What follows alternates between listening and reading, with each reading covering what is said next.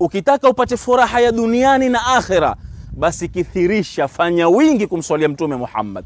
Na ukitaka dua yako ikubaliwe, fakhtim bisalati ala Muhammad, khitimisha, malizia dua yako kwa kumswalia mtume Muhammad sallallahu alayhi wa alihi wasallam, kama namna ilivyopokewa hadithi iliyopokewa na Anas bin Malik, atuambia ma min du'ain illa bainahu wa baina as-samai hijabun hatta yusalla ala Muhammad.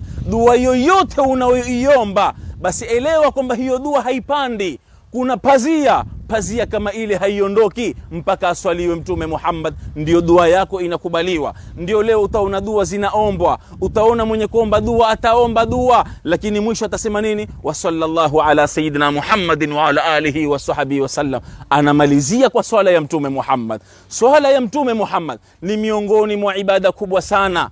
Katika kitabu cha An-Nasaih ad-Diniya cha al-Imam Sayyid Abdullah bin Alwi al-Haddad anatuambia, lau binadamu atapata swala moja kutoka kwa Mwenyezi Mungu, basi mtu kama huyo ashapata saada ya dunia na akhira. Allahu akbar.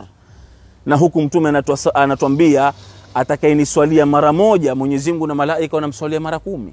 Mara 10 unaswalia mara 100, mara 100 kwa mara 1000. Sasa lau utapata swala moja kutoka kwa Mwenyezi Mungu, tuambiwa binadamu kama huyo huwa ashapata saada ya dunia na akhira. Tusubiri nini ndugu zangu Waislamu? Swala ya mtume Muhammad ni miongoni mwa ibada kubwa sana. Ukiwa wewe una shida ya aina yoyote, una hamu, una haja zako, una dhiki, una kila aina ya mawazo yanakusumbua kwenye kichwa chako, mswalie mtume Muhammad. Swala ya mtume itakupa furaha, swala ya mtume itaondosha hamu yako, swala ya mtume utatekelezewa haja zako, swala ya mtume utasamehewa dhambi zako, swala ya mtume itakuwa ni sababu ya wewe kupanda daraja hapa duniani na kesho akhira.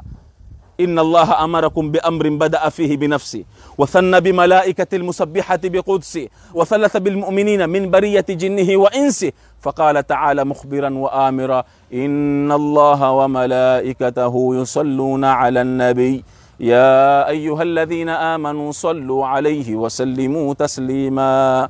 اللهم صل وسلم على سيدنا محمد وعلى آله وصحبه وسلم. Mwenyezi Mungu atupe baraka za mtume, na kwa baraka ya swala ya mtume Mwenyezi Mungu tumuomba atupe furaha katika maisha yetu, azitengeze nyumba zetu, atujalie tukiondoka duniani tuzipate radhi zake Mwenyezi Mungu, na siku ya kiyama insha Allah kwa baraka ya swala ya mtume tuende kukutana na mtume Muhammad, tunywe maji katika birika la mtume Muhammad. Wassalamu alaikum wa rahmatullahi wa barakatuh.